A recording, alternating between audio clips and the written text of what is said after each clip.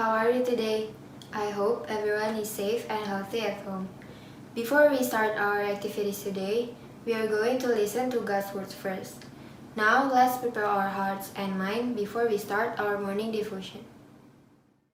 Selamat pagi anak-anak sekalian. Senang sekali berjumpa kembali di dalam kesempatan pada pagi hari ini. Mari kita bersama-sama mempersiapkan hati kita. Sebelum mendengarkan firman Tuhan, kita mau menaikkan satu pujian bagi Tuhan. Kusiapkan hatiku Tuhan.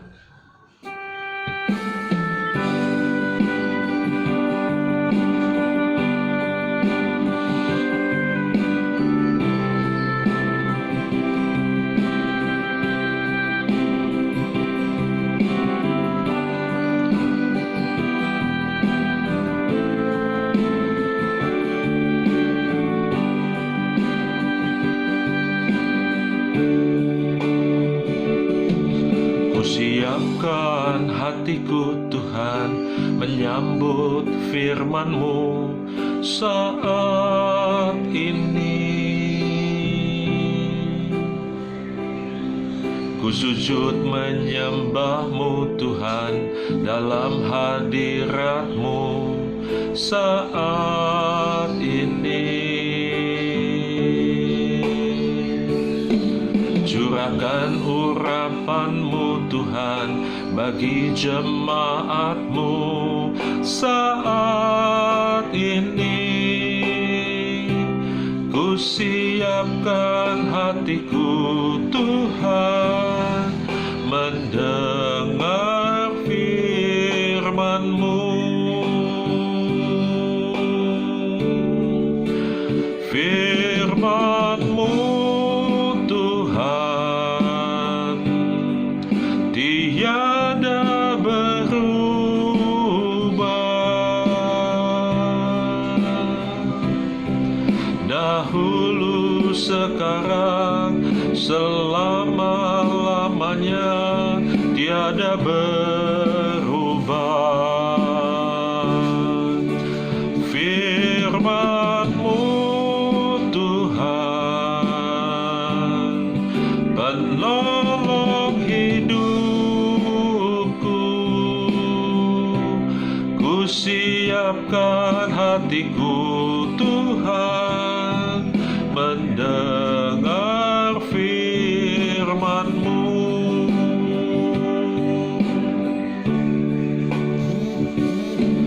Ku siapkan hatiku Tuhan mendengar firman-Mu saat ini.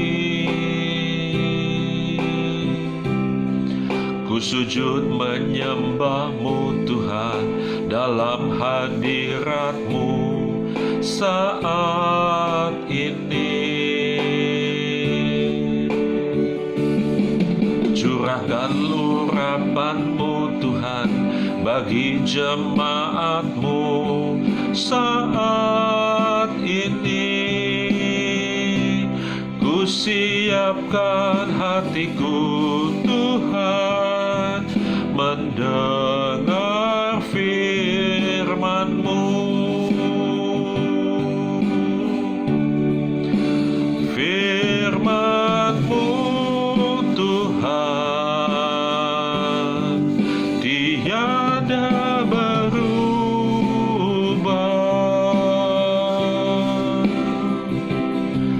dahulu, sekarang, selama-lamanya, tiada berubah. Firman-Mu Tuhan, penolong hidupku.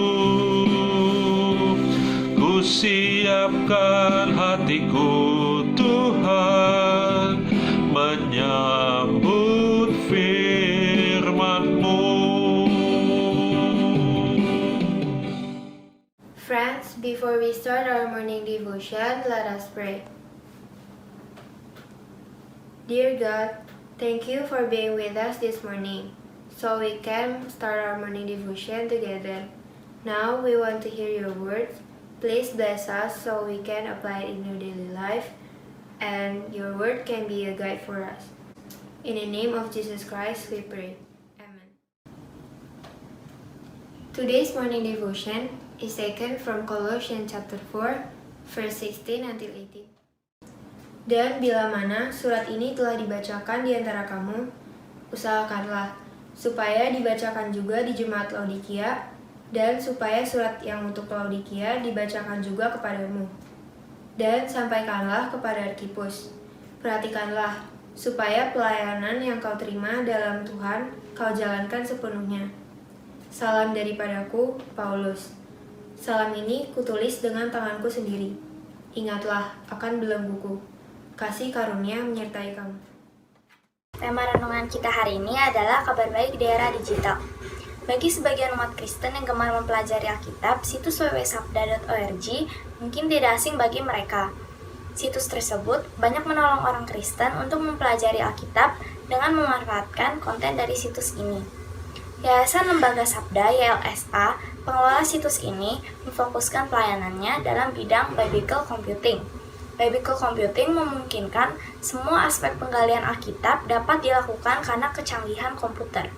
Contohnya, kita dapat membandingkan teks dalam versi Alkitab yang berbeda secara bersamaan, menampilkan teks Alkitab dalam beragam bahasa asli atau daerah, mencocokkan teks Alkitab dengan bahan-bahan lain seperti konkordansi, referensi silang, kamus Alkitab, peta Alkitab, dan alat-alat biblika lainnya yang berhubungan. Observasi teks Alkitab terjemahan dengan bahasa asli Alkitab, dan lain sebagainya. Akan tetapi, tahukah kamu bahwa hal tersebut tidak lepas dari seseorang yang bernama Larry Pierce? Ia adalah seseorang penulis yang produktif dan pengembang Alkitab online yang berasal dari Kanada. Ketika YLSA hendak mengembangkan digital computing, mereka berkonsultasi dengan Larry Pierce, sehingga harapan untuk mengembangkan Alkitab online dengan bahasa Indonesia dapat diwujudkan. Saat ini, keberadaan sabda.org sangat membantu orang-orang yang berminat mempelajari Alkitab lebih dalam.